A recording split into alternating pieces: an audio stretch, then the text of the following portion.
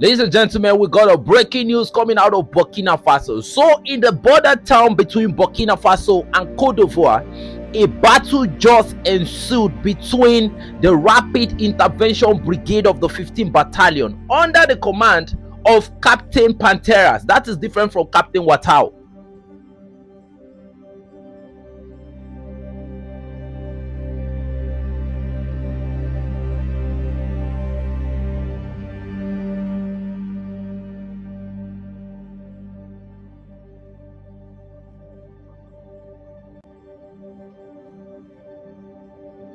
Now, this battle that happened, according to the information we have, a few terrorists escaped, but a large amount of these terrorists were completely neutralized.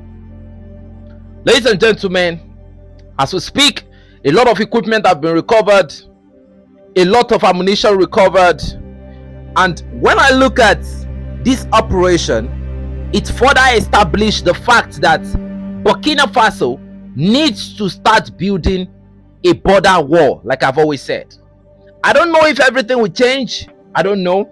I'm not saying the Ivorian people are bad people, but I'm just saying it further cements the suspicions that is among Africans that Ivory Coast, have been somehow allegedly aiding and abating terrorism.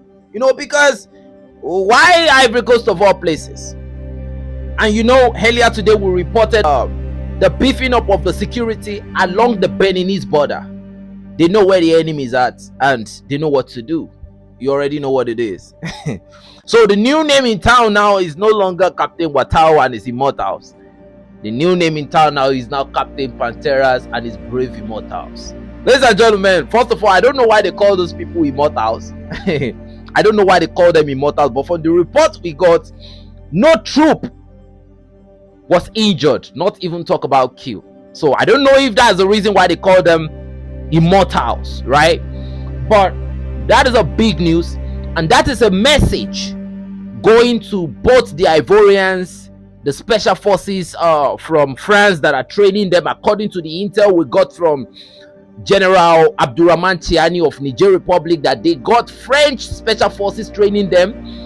And this information also goes to those international sponsors of this terrorism, that the AES would not be taking any nonsense, that this terrorist element will be dealt with categorically without hesitation. Ladies and gentlemen, as we speak, even though they are crawling with their knees, I believe they must have met their 72 virgins, because that is the prize right now.